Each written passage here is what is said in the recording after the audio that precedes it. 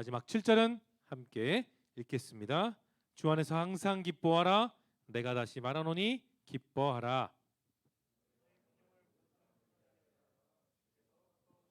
아무것도 염려하지 말고 다만 모든 일에 기도와 간구로 너희 구할 것을 감사함으로 하나님께 아뢰라. 함께 읽겠습니다. 시작. 그리하면 모든 지각에 뛰어난 하나님의 평강이 그리스도 예수 안에서 너희 마음과 생각을 지키시리라. 아멘. 말씀에서 한 번 더 기도할까요? 기도하겠습니다. 사랑해 주님, 소련의 셋째 날 이제 말씀 듣는 시간입니다. 찬양으로 저희 뜨거운 마음을 주님께 드리오니 열린 마음에 하나님이 예배에 도우신 은혜가 이들의 마음속에 흡족히 단비처럼 내려지게 하여 주시옵소서. 예수님의 이름으로 기도드립니다. 아멘. 감사함으로 기도하라. 이번에 우리 주제이죠. 그 주제로 말씀을 나누기를 원합니다. 우리 함께 서로를 위해서 박수 한 번만 칠까요? 수련회 모리아 수영관 가서 우리는 정말 뜨겁게 찬양하고 뜨겁게 기도하고 뜨겁게 물놀이했어요. 그렇죠? 그 기쁜 마음을 가지고 계속해서 같은 마음으로 말씀 듣겠습니다. 여러분, 저와 여러분이 신앙생활하면서 우리는 성경을 읽어요, 안 읽어요?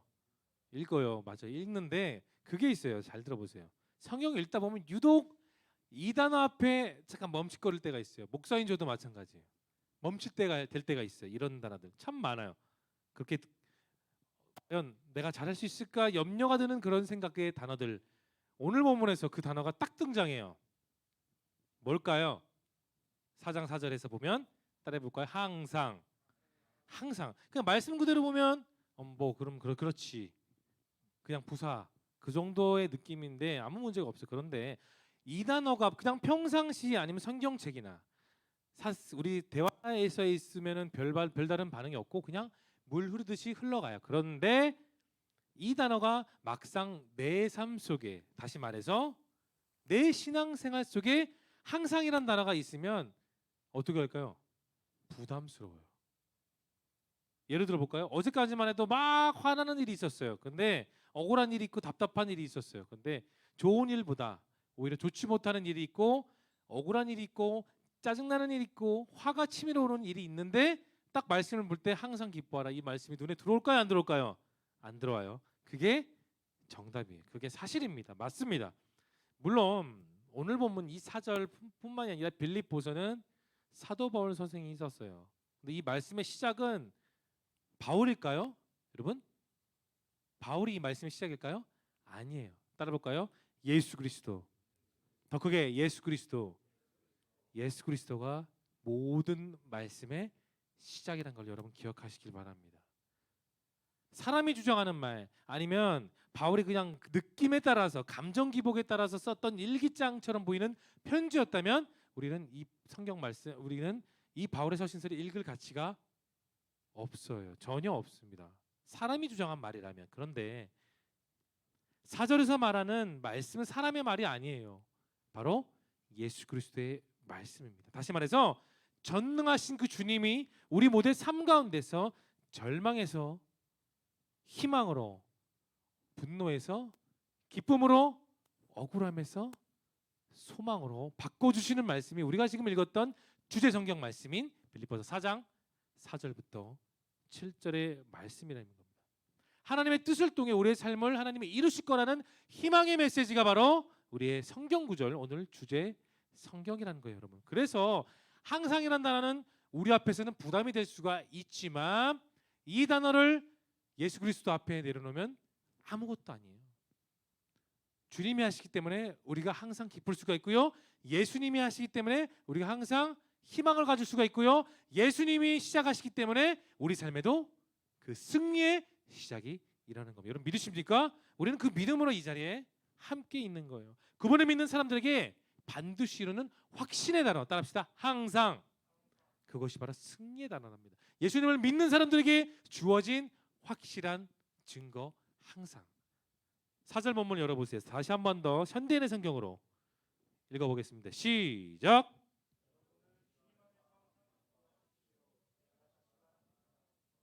자, 바울이 뭐에서 기뻐하라고 했어요? 뭐 어떻게 기뻐하라고요? 항상 기뻐하라. 그렇죠? 근데 그 앞에 더 중요한 게 뭐 있죠? 주님 안에서, 따라합시다. 주님 안에서 항상 기뻐하세요. 명제예요. 기뻐하세요만 들으면 저 기쁜데요? 그렇게 말할 수 있어요. 항상 기뻐하세요? 어떻게 항상 기뻐할 수 있죠? 그런데 더 앞에 중요한 거 예수님 안에서 항상 기뻐하세요. 우리는 그 주님 안에서 할 수 있습니다. 아멘입니까 여러분? 주님 안에서 우리가 기뻐할 수 있고요. 주님 안에서 우리가 항상 희망을 가질 수가 있습니다. 근데 이 말만 보면 바울은 정말 평안해서 하고 싶은 거 다 하고 먹고 싶은 거 다 하고 정말 등 따시고 배불러 가지고 누워서 편지 썼을 것 같다라는 생각을 말씀을 잘 모르는 청년들이라면 할 수가 있어요. 말씀을 잘 모르는 청년들이라면 그렇게 온갖 모든 것이 다 갖춰진 환경 속에 바울은 이 성경을 썼을 거야라고 생각할 수도 있습니다. 충분히 그럴 수가 있어요. 근데 여러분 우리가 읽었던 이 짧은 빌립보서의 배경을 보면 이렇습니다. 에베소서, 빌립보서, 골로새서, 빌레몬서는 어떻게 썼냐면 바울이 감옥에서 쓴 편지예요. 뭐라고요? 감옥에서 쓴 편지. 그러면 지금 이 빌립보서 쓸 때 당시 바울은 어디 있었을까요? 감옥에 있었어요. 감옥에서 본인이 사랑하고 기도하고 계속해서 편지를 주고받는 빌립보 교회 성도들과 편지와 또는 안에서 쓸 수 있는 물건을 받으면서 하루하루를 버티는 사람이 누구였냐? 감옥에 있는 수감자 바울이었다는 겁니다, 여러분. 영화나 드라마 보면 보통 그런 게 있죠. 악당들, 정말 못된 악당들이 감옥을 정말 호화롭게 미국에 있는 감옥 같은 데 있잖아요. 이거보다 더 큰 감옥에서 정말 럭셔리하게 화려하게 꾸미면서 사는 그런 악당들인데 실제로는 그렇지 못해요. 바울 역시 살 소망이 없었습니다. 왜요? 감옥에 있었기 때문에. 억울하게 감옥에 있었기 때문입니다. 극한의 추위를 건뎌야 됐고요. 배고파야 됐고 힘들었으면 잠도 제대로 못 자는 그런 상황 가운데 다 안 돼. 할 수 없어. 못해. 그런 상황 가운데 바울은 예수님 안에서 항상 기뻐하십시오라는 편지를 쓰게 된 겁니다. 여러분 한번 생각해 보십시오. 우리와 같은 평범한 곳이 아니고 감옥에서 무슨 소망이 있어요? 무슨 기쁨이 있겠습니까? 언제 나갈지 모르는데. 근데 오늘 본문 4절에서 말하는 기뻐하라는 말은 여러분 하나님께서 바울을 포함해서 빌립보 교회 성도들 그리고 말씀을 전하고 듣는 여러분 모두를 향한 말씀이라는 거예요, 여러분. 그 항상은 내가 모든 상황 속에서 예수님을 통해 그 항상이라는 단어를 받을 수가 있다는 겁니다. 사랑하는 청년 여러분, 우리는 어쩌면 쉬운 것을 택하고 싶어요. 편한 것을 택하고 싶고요. FM 가는 길보다 남들처럼 그렇게 무식하게 가는 길보다 좀 요행을 바라고 편하게 가는 길을 때로는 꿈꿀 때가 있습니다. 그게 뭘까요? 공부가 그렇고 직장이 그렇고 연애가 그렇고 건강이 그렇고 하고 싶은 일 모든 게 다 내 중심대로 내가 원하는 대로 하고 싶지 남들이 말해준다고 요즘 MZ 세대는 콧방귀 끼는 세대라고도 하죠. 왜냐하면 내 중심이 전부이기 때문에 내 생각이 전부이기 때문에 잘 안 들리기도 합니다. 여러분 저 일전에 설교할 때 있었어요. 쉽게 얻은 것은 어떻게 될까요? 쉽게 잃어버려요. 쉽게 얻은 사랑은 쉽게 잃어버리고 쉽게 얻은 목표는 쉽게 다시 잃어버릴 수밖에 없는 게 여러분 우리의 현실입니다.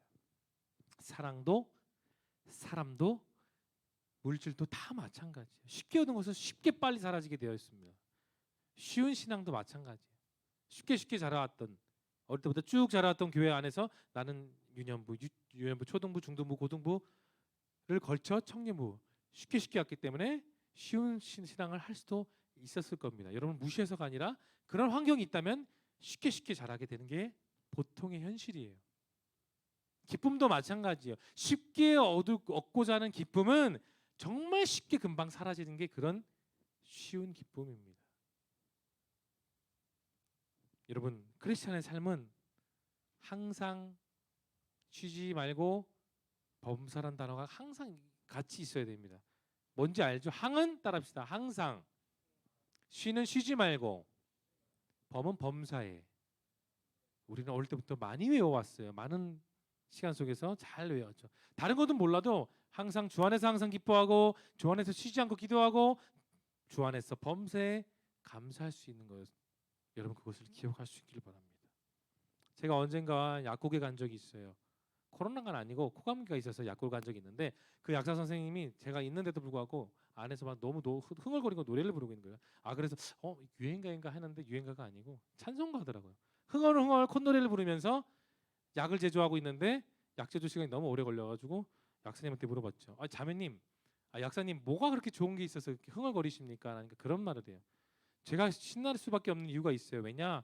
제가 예수님을 믿었기 때문이에요. 예수님 믿고 구원받았는데 그게 너무나도 큰 감격이 돼서 주체할 수가 없어서 제가 이렇게 춤추게 되었습니다. 라는 말이에요. 그 모습을 보고 저도 다시 한번 생각해 봤어요. 예수님을 믿으니까 범사에 어떻다고요? 감사할 수 있다. 예수님을 믿으니까 범사에 기뻐할 수 있다라는 것을 그 자매님을 통해서 저는 다시 한번 생각해 냈습니다. 구원의 확신을 가진 그리스도의 삶이 어떻게 달라지는 건지를 우리는 우리의 삶 속에서 보여줄 수가 있어요. 여러분, 주 안에서 늘 기뻐하는 삶을 꿈꾸고 주 안에서 늘 감사하는 삶을 꿈꾸고 어려운 상황 가운데서도 계속해서 예수님을 바라보는 그런 청년에게는 하나님은 반드시 회복의 응답을 주십니다. 6절을 한번 볼까요? 자, 오늘 보면 6절입니다. 6절을 큰 목소리로 읽어볼게요. 시작.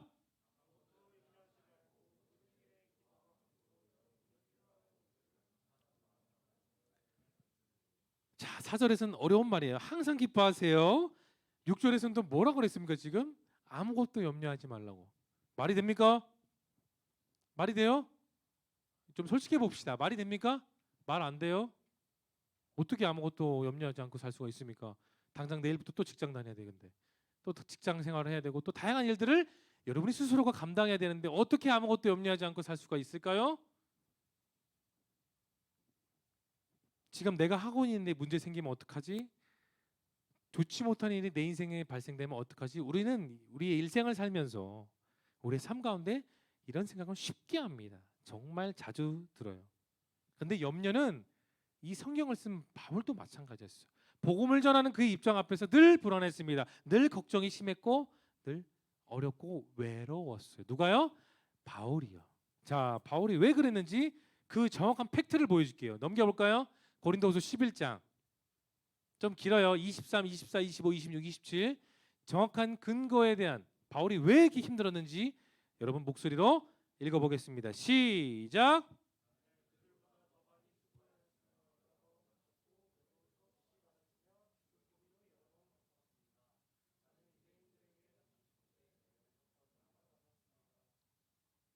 25절 그대로 시작.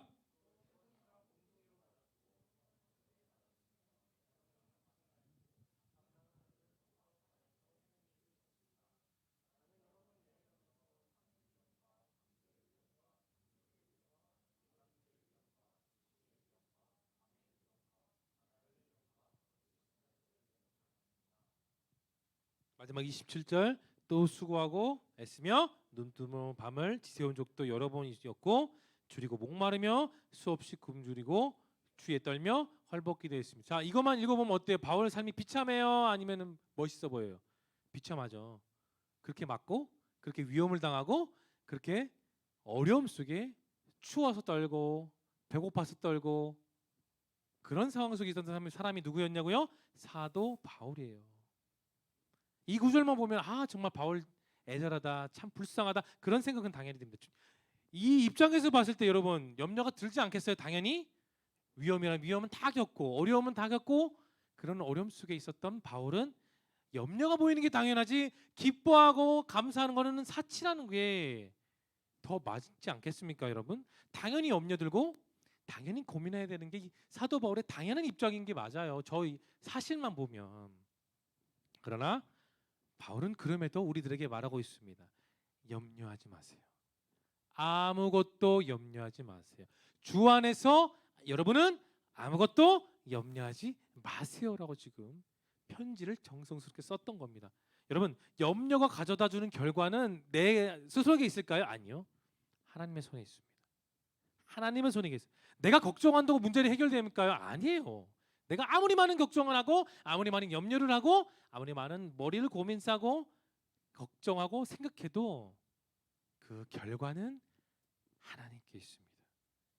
내가 어느 직장에 취업서를 냈는데 잘 될까 안 될까 당연히 고민은 들 수밖에 없습니다. 그러나 충분하게 그렇게 염려는 건 맞아요. 하지만 염려에 몰두하게 되면 내 인생은 계속해서 그 염려에만 쌓이게 됩니다. 염려에 집중하다 보면 뭐가 보이죠? 당연히 염려만 보일 수밖에 없어요, 여러분. 사랑하는 청년 여러분, 내 인생에서의 성공과 실패는 여러분 스스로에게는 없어요. 내 장담합니다. 내 목회자의 직분을 걸고 장담합니다. 여러분의 인생의 성패는 여러분 스스로에게 달려있지 않습니다. 그럼 누구에게 있을까요? 따라합시다. 예수 그리스도. 예수 그리스도. 더 크게 예수 그리스도. 예수 그리스도에 있습니다. 참된 기쁨은 100% 환경에 있지 않아요. 참된 감사는 조건에 달려있지 않습니다. 참된 기쁨, 그 생명의 변화는 바로 예수님께 있는 겁니다. 그 동행의 삶 속에 우리가 반드시 할 게 있어요. 예수님과 동행하기 위해서에 반드시 해야 될 내 할 일, 그게 무엇일까요? 따라합시다. 기도. 더 크게 해볼까요? 기도. 기도는 내 삶의 시선과 생각을 이 땅에 올리는 것이 아니라 내 시선을 들어 예수님께 고정하는 게 여러분 기도예요.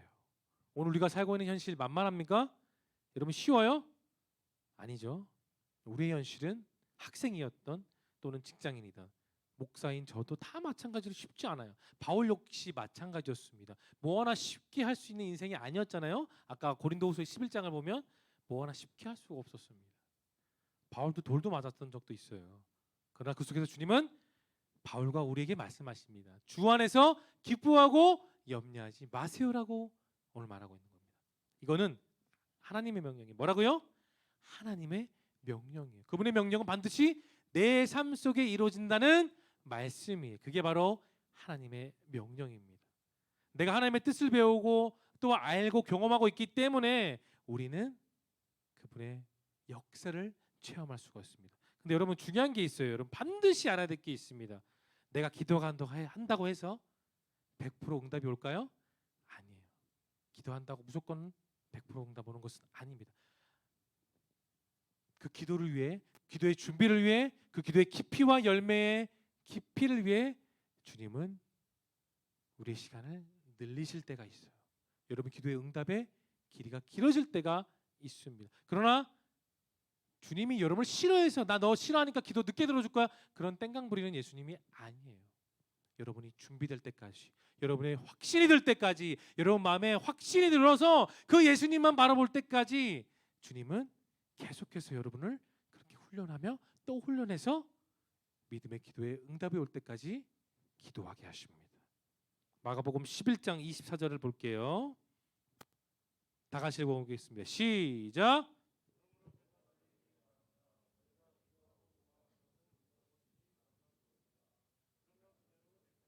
이 말씀과 비슷하게 우리 어저께 마태복음 7장 7절에서 봤죠. 구하라, 찾으라, 두드리라. 그러면 너희에게 주신다. 그렇게 말씀 보면 그치? 그래 이제부터 구하면 되겠지? 응답이 없네. 우리는 그럴 때가 있었어요, 없었어요?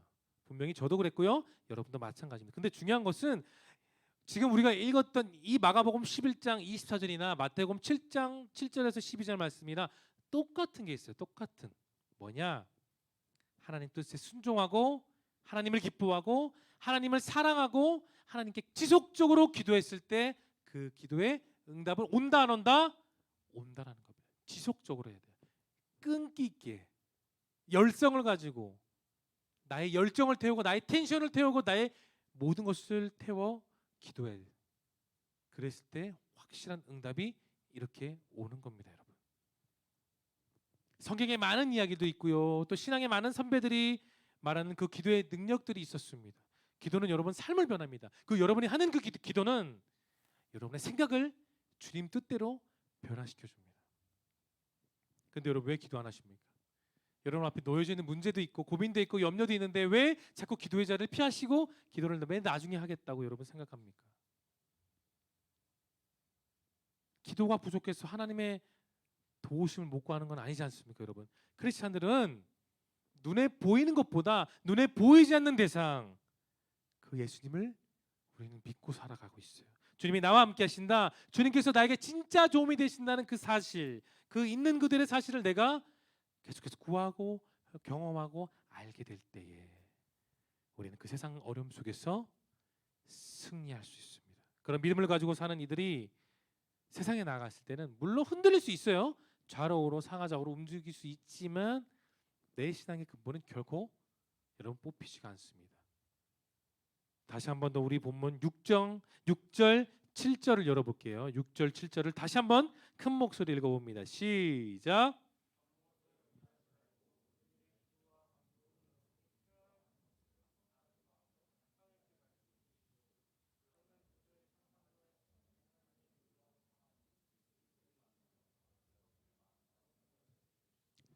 여러분 감사하는 마음으로 기도하시길 바랍니다. 그렇게 되면 뭐라고 나와 있죠? 7절에 도저히 상상할 수 없는 하나님의 그냥 평범한 평안이 아니요 놀라운 평안이 여러분의 삶 가운데서 여러분의 마음을 아버지 하나님, 아버지 예수님께서 지켜주실 겁니다. 바울은 그렇게 바울은 그것을 경험했습니다. 눈물을 경험해본 사람이 눈물의 의미를 알죠.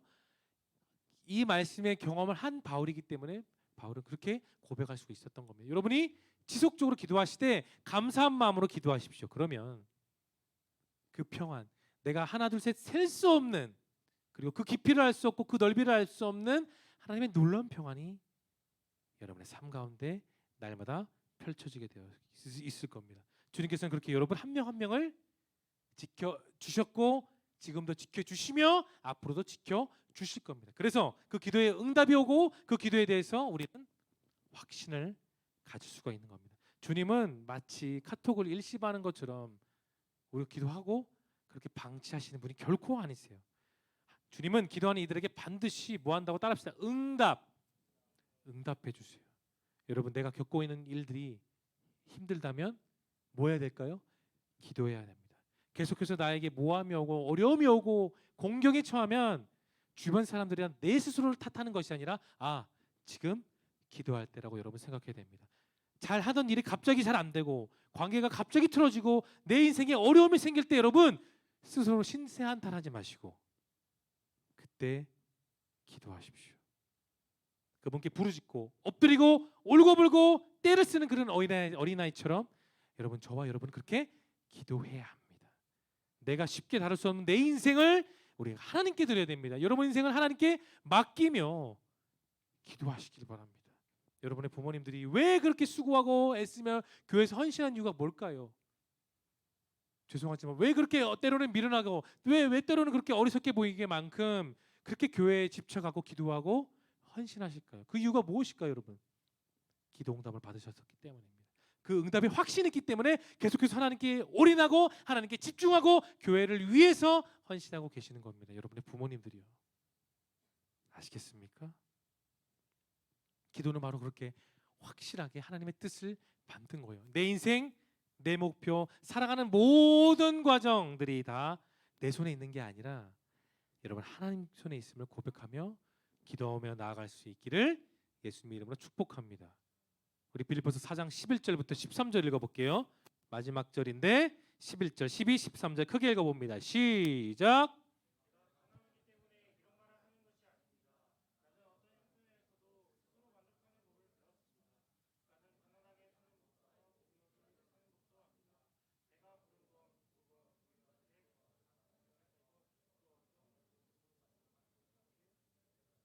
(13절) 크게 시작. 나에게 능력 주신 분 안에서 나는 모든 것을 할 수 있습니다.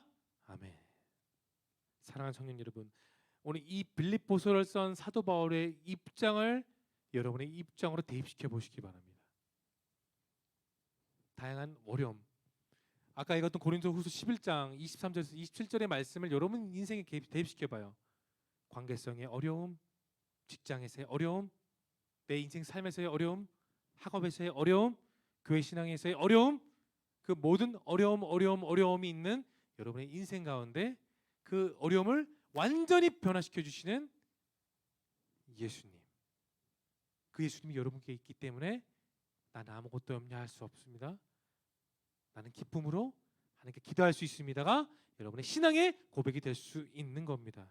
바울은 답답하고 묶여 있는 답답하고 어렵고 움츠러들 수밖에 없는 감옥 속의 수감자였어요. 하지만 그 속에서 바울은 우리에게 이 말을 하고 있습니다. 마지막을 읽어볼까요? 13절 본문 열어주세요. 크게 읽어봅니다. 작게 읽지 마세요. 분명히 크게 그랬어요. 다 같이 시작. 나에게 능력 주신 분 안에서 나는 모든 것을 할 수 있습니다. 여러분 아멘입니까? 나에게 능력 주신 예수님 안에서 우리 모든 청년들은 여러분의 모든 것을 할 수 있음을 믿으시기를 축원합니다. 말씀을 정리할게요. 나의 인생을 하나님께 집중하십시오. 여러분이 잘나건 못나건 주님은 결혼정보회사처럼 조건 따지지 않으세요. 뭐 연봉 4천, 키 얼마 이런 걸 하나님이 따지실까요? 아무것도 안 따져요. 다 따지지 않아요. 여러분의 신앙 정도도 안 따져요. 교회 오래 다니고 적게 다니고 따지지 않아요. 기도하느냐 안 하느냐에 따지십니다. 얼마나 하나님을 바라보느냐, 얼마나 하나님께 집중하고 기도하느냐를 주님은 보고 계십니다. 그렇게 기도하는 신앙생활, 그렇게 하나님께 집중하는 여러분 될 수 있기를 바랍니다. 모든 상황과 모든 환경 가운데 진짜로 아무것도 걱정하지 않고 감사로 기도하는 여러분의 삶이 될 수 있기를 바랍니다. 그저 먼 미래에 될 것이다가 아니라 내 인생에 반드시 이루어진다는 것을 믿고 우리 함께 수련회 탄력받은 이 기도의 마음을 갖고 계속해서 기도하며 나아갈 수 있는 저와 여러분 모두가 될 수 있기를 예수님의 이름으로 축원합니다. 기도하겠습니다. 지금도 함께 하시며 지금도 저희들의 기도를 들으시는 주님, 기도하게 하여 주시옵소서. 기도하게 도와주옵소서. 기도하는 마음을 허락해 주옵소서. 그 기도를 통해 하나님과 끊임없이 대화하고 하나님과 소통하고 하나님과 동행하는 그런 삶을 우리 모든 청년들이 그 삶을 누리며 기쁨으로 살아가게 하여 주시옵소서. 주님이 기뻐하신 그 기도를 드려 주님의 능력이 이들의 삶에 경험하고 주님의 그 능력이 이들의 삶을 지배해서 다가오는 모든 문제들을 하나님 뚫고 나아갈 수 있는 능력과 힘을 이 모든 청년들에게 허락하여 주시기를 간절히 진심으로 소망하오며 우리 구주 예수님의 거룩하신 이름으로 기도드리옵나이다. 아멘.